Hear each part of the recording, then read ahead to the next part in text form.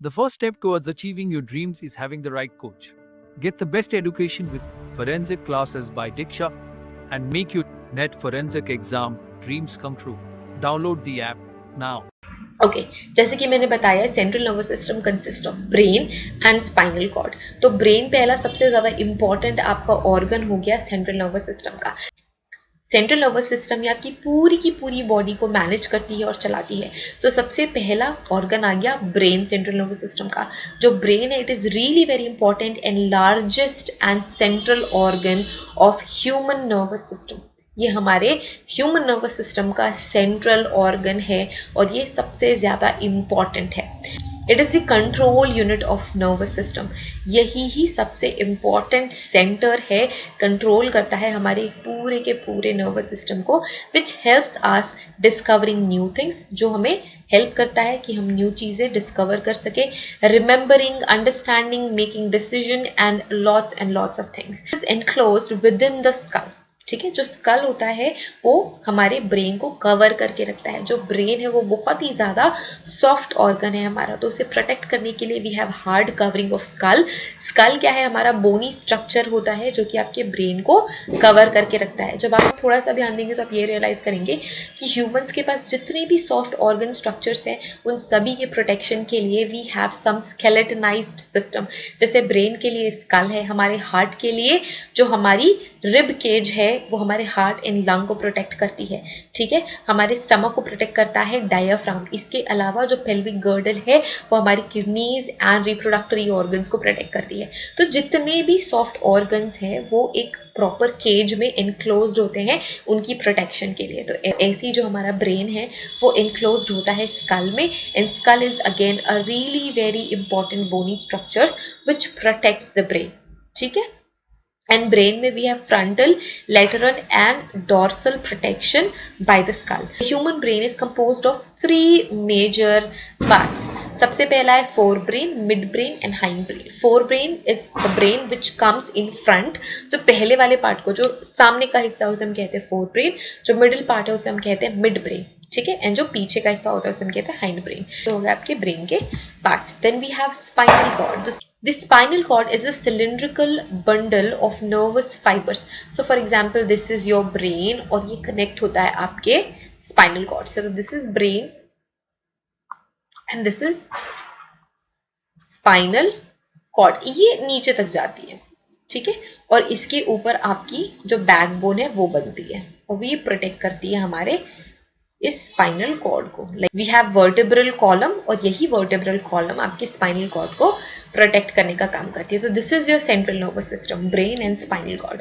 तो spinal cord है, it is cylindrical bundle of nerve fibers which is associated with some important tissues which encloses within the spine and it connects all part of the body to the brain। हमारी पूरी की पूरी body को हमारे brain से connect करने का काम करती है स्पाइनल कॉर्ड। ओके, अब जैसे कि मैंने ऑलरेडी बताया कि जो हमारी सेंट्रल नर्वस सिस्टम है उसका जो स्पाइनल कॉर्ड है वो वर्टेब्रल कॉलम की वजह से प्रोटेक्टेड रहती है, सराउंडेड होती है। The spinal cord is concerned with spinal reflex action, conduction of nerve impulses to and for the brain, to and from the brain. Now we have peripheral nervous system. So central nervous system हमने पढ़ लिया. Now we have peripheral nervous system. Peripheral nervous system वो आपके different body parts को central nervous system से connect करता है। सो peripheral nervous system को हम शॉर्ट में पीएनएस कहते हैं, सेंट्रल नर्वस सिस्टम को हम सीएनएस कहते हैं। It is the lateral part of the nervous system that develops. It is the lateral part of nervous system that develops from the central nervous system which connects different part of the body with central nervous system. मैंने बोला कि जो हमारे body के different parts हैं, different body parts हैं, different organs हैं, उनको सेंट्रल नर्वस सिस्टम से कनेक्ट करने का काम करता है पेरिफेरल नर्वस सिस्टम या peripheral nervous system. We carry both voluntary and involuntary actions which helps which helps peripheral nervous system. अब ये वॉल्यूमेंट्री एक्शंस क्या होते हैं, इनवॉल्यूमेंट्री एक्शंस क्या होते हैं, वो सारे के सारे एक्शंस जो आप कंट्रोल कर सकते हो वो वॉल्यूमेंट्री नेचर के होते हैं, जिन्हें आप कंट्रोल नहीं कर सकते वो इनवॉल्यूमेंट्री नेचर के होते हैं. फॉर एग्जाम्पल, आप अपनी हार्ट बीट को कंट्रोल नहीं कर सकते, है ना, आपके कंट्रोल से बाहर है. आप अपनी थिंकिंग, वे ऑफ थिंकिंग को कंट्रोल नहीं कर सकती, आपके कंट्रोल से बाहर है. तो ऐसे ही बहुत सारी चीज़ें हैं जिनको आप कंट्रोल नहीं कर सकते. अगर आप किसी चीज़ को कंट्रोल नहीं कर सकते, वो हो गई इनवॉल्यूमेंट्री एक्शंस. ठीक है, अगर आपने कुछ खाया है तो आप उसके डाइजेशन को कंट्रोल नहीं कर सकते, डाइजेशन जरूर होगा, राइट. आप अपनी ब्रीदिंग, इसी तरीके के जो भी एक्शंस होते हैं वो इनवॉल्यूमेंट्री होते हैं. तो अब वॉल्यूमेंट्री क्या होते हैं, वो सारे के सारे एक्शन जिन्हें आप कंट्रोल कर सकते हो. आप अपने सेंस के थ्रू कंट्रोल कर सकते हो, आप अपने बिहेवियर के थ्रू कंट्रोल कर सकते हो, उन्हें हम कहते हैं वॉल्यूमेंट्री एक्शंस. फॉर एग्जांपल, अगर मैं वॉक कर रही हूँ तो अगर मुझे वॉक नहीं करना है तो मैं रुक सकती हूँ. अगर मैं बैठी हुई हूँ तो मैं खड़ी हो सकती हूँ. अगर मैं खड़ी हूँ तो मैं बैठ सकती हूँ, मैं चल सकती हूँ, मैं पानी पी सकती हूँ. ये सारी चीज़ें जो एक्शंस होते हैं वो होते हैं वॉल्यूमेंट्री इन नेचर. तो इन्हें हम कंट्रोल कर सकते हैं. और ये जो भी एक्शंस होते हैं इनवॉल्यूमेंट्री आपके पेरीफेरल नर्वस सिस्टम के अंदर आते हैं. अब ये जो एक्शंस होते हैं ये दो तरीके के नर्व फाइबर कंटेन करता है. ये बहुत ही इंपॉर्टेंट एलिमेंट है आपके नर्वस सिस्टम का. We have afferent nerve fiber, we have efferent nerve fiber. जिस हम रिफ्लेक्स एक्शन की बात कर रहे थे, जिसमें सेंट्रल नर्वस सिस्टम का स्पाइनल कॉर्ड इन्वॉल्व था, उसी रिफ्लेक्स एक्शन की अभी हम यहाँ पे बात करेंगे. रिफ्लेक्स एक्शन क्या होता है, वो बहुत ज़्यादा क्विक रिस्पॉन्स होता है. इस क्विक रिस्पॉन्स के लिए हमारी बॉडी इतना भी वेट नहीं करती कि वो जो स्टिम्युलाई है वो ब्रेन तक जाए एंड ब्रेन से प्रोसेस होके आए. वो स्पाइनल कॉर्ड से ही प्रोसेस होके आती है और ये बहुत ही ज़्यादा क्विक एक्शन होता है. कभी आपने ऑब्जर्व किया होगा कि अगर आप कोई बहुत ही ज़्यादा गर्म चीज़ टच करते हो तो आप इंस्टेंटली अपना हाथ वहां से रिमूव कर लेते हो. अगर कोई बहुत ही ज़्यादा शार्प ऑब्जेक्ट है या पॉइंटेड ऑब्जेक्ट है, अगर आपका पैर उस पर पड़ता है तो आप इंस्टेंटली अपना पैर वहां से हटा लेते हो. तो ये जो इंस्टेंट एक्शंस होते हैं इन्हें हम कहते हैं रिफ्लेक्स एक्शन, जो कि आप बिना सोचे समझे आपकी बॉडी आपके लिए वो एक्शंस लेती है. तो ये होता है रिफ्लेक्स एक्शन. और इसमें जो प्रोसेस होता है उसमें ब्रेन इन्वॉल्व नहीं होता, हमारा स्पाइनल कॉर्ड इन्वॉल्व होता है.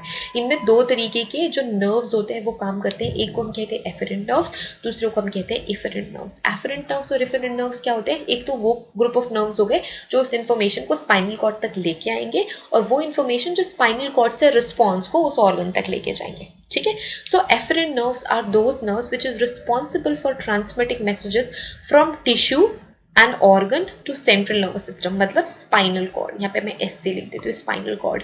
मतलब अगर मैंने किसी भी शार्प ऑब्जेक्ट या पॉइंटेड ऑब्जेक्ट को टच किया है तो यहाँ पे जो मेरी टिश्यूज है, जो मेरा ऑर्गन्स है, वहां से जो इन्फॉर्मेशन मेरी स्पाइनल कॉर्ड तक जाएगी वो सारी की सारी नर्व्स कहलाती हैं एफरेंट नर्व्स. अब इफरेंट नर्व्स क्या है, जो इन्फॉर्मेशन है मेरे स्पाइनल कॉर्ड तक पहुंच चुकी है, अब स्पाइनल कॉर्ड से प्रोसेस होके एक्शन वापस आएगी, उसे हम कहते हैं efferent nerves. These are responsible for conveying the message from central nervous system.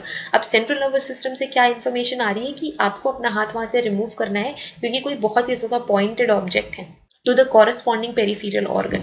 ठीक है, this is my peripheral organ. तो मेरी जो इन्फॉर्मेशन है कि मैं यहाँ से हाथ रिमूव कर लूँ, ये जो इन्फॉर्मेशन है वो स्पाइनल कॉर्ड से कौन लेके आती है, इफरेंट नर्व्स लेके आती है. तो ये देखो, ये आपकी स्किन है जिसने सेंस करा कुछ भी हॉट या शार्प और anything which is not common. तो ये एफरेंट नर्व्स इन्फॉर्मेशन लेके आएगी स्पाइनल कॉर्ड से. अब स्पाइनल कॉर्ड से इन्फॉर्मेशन प्रोसेस होके इफरेंट नर्व लेके जाएगी वापस मसल तक, सो दैट आप अपना हाथ या कोई भी आप अपना हाथ या वो ऑर्गन या वो मसल वहां से रिमूव कर सको. सो ये दो इंपॉर्टेंट चीजें होगी. ये पीएनएस का पार्ट है, पेरीफेरल नर्वस सिस्टम का. अब जो पेरीफेरल नर्वस सिस्टम है उसको हम फर्दर दो और कैटेगरीज में डिवाइड कर सकते हैं, somatic neural system and autonomic neural system. ठीक है, सोमैटिक एंड ऑटोनॉमिक. ऑटोनॉमिक को भी फर्दर हम टू और डिविजन्स में देखते हैं, sympathetic nervous system and parasympathetic nervous system. ये दोनों ही बहुत ज्यादा इंपॉर्टेंट है, बट ये हम नेक्स्ट क्लास में डिस्कस करेंगे. अभी हम somatic neural system and autonomic neural system या नर्वस सिस्टम पढ़ेंगे. सो सोमैटिक क्या होता है, it is the neural system और neuron system that controls the voluntary action. वो सारे एक्शन जो आप कंट्रोल कर सकते हो वो हो गए सोमैटिक, क्योंकि आपके कंट्रोल में है. ठीक है, body by transmitting impulses from central nervous system to skeletal muscle cell. ये बहुत ज्यादा इंपॉर्टेंट है. ये स्केलेटल मसल सेल में ही होती है बिकॉज आप स्केलेटल मसल्स को कंट्रोल कर सकते हो. We have skeletal muscle and we have smooth muscle. जो स्मूथ मसल है उनको आप कंट्रोल नहीं कर सकते हो, वो इनवॉल्यूमेंट्री होते हैं। जो स्केलेटल मसल्स होते हैं आप उनको कंट्रोल कर सकते हो, वो वॉल्यूमेंट्री होते हैं। जो स्केलेटल मसल्स है वो आपके सोमैटिक न्यूरो सिस्टम से हैंडल किए जाते हैं, एंड जो आपके स्मूथ मसल है वो ऑटोनॉमिक न्यूरो सिस्टम से हैंडल किए जाते हैं। इन consist of somatic nerves cell, ठीक है। सो ये मिलके बनाते हैं somatic neural system. Then we have autonomic neural system. The autonomic neural system is involved in involuntary actions like regulation of physiological function like digestion, respiration, salivation, etc. Autonomic neural system होते हैं वो क्या करते हैं, आपके involuntary actions को handle करते हैं. It is a self-regulating system which conveys the impulses from central nervous system to smooth muscle. Again, really very important. Skeletal muscle, smooth muscle, autonomic neural system, skeletal muscle, somatic nervous system. And ये involuntary organs जैसे कि heart, bladder and pupil से related है. Okay, then we have another two types of classification, sympathetic nervous system and parasympathetic nervous system. तो ये हम next class में पढ़ेंगे. I hope the classification is pretty clear. ठीक है, तो एक ना फ्लो चार्ट हम यहाँ पे बनाते हैं. ओके, एक फ्लो चार्ट हम बनाते हैं here. So we have nervous system. Nervous system के दो पार्ट्स हो गए. दो इंपॉर्टेंट चीज है, एक तो होगी सेंट्रल नर्वस सिस्टम, दूसरी होगी peripheral nervous system, PNS and CNS. Peripheral या पेरीफेरल. सेंट्रल नर्वस सिस्टम में क्या क्या कंसिस्ट करता है? सेंट्रल नर्वस सिस्टम कंसिस्ट करता है brain, spinal cord. Peripheral nervous system क्या कंटेन करता है? Somatic and autonomic. यहां पे मैं लिख देती हूं स्केलेटल मसल्स, स्केलेटल मसल्स, और ये हो गए स्मूथ. ओके, अब जो ऑटोनोमिक नर्वस सिस्टम है वो फर्दर डिवाइडेड है इन सिंपैथेटिक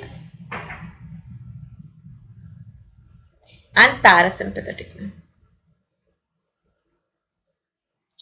राइट, अब एकदम क्लियर हो गया आपका nervous system. So I hope this video is helpful and this lecture is really very helpful to you. And we are done with today's class everyone. I hope आपको ये lecture समझ में आया होगा, पसंद आया होगा. If you like this video you can share it with your friends and you can join our classes which is available only in our official application, जो किसी भी अदर प्लेटफॉर्म पे आपको नहीं मिलेगा. Okay, so we are done with biological basis of behavior. You can join our classes in application. You can download our application from the description. You will get link there. And yes, we are done with nervous system today. And in the upcoming classes, probably in our official application, we will cover sympathetic nervous system and parasympathetic nervous system. और हम impulse का transmission भी देखेंगे कि कैसे impulses, stimulis जो हैं वो travel करती है हमारे nervous system के through. Okay. So thank you so much everyone for watching this video. Thank you so much everyone for watching this video. Have a great day ahead. Take care of yourselves and see you guys in the next video. Till then, take care. Bye.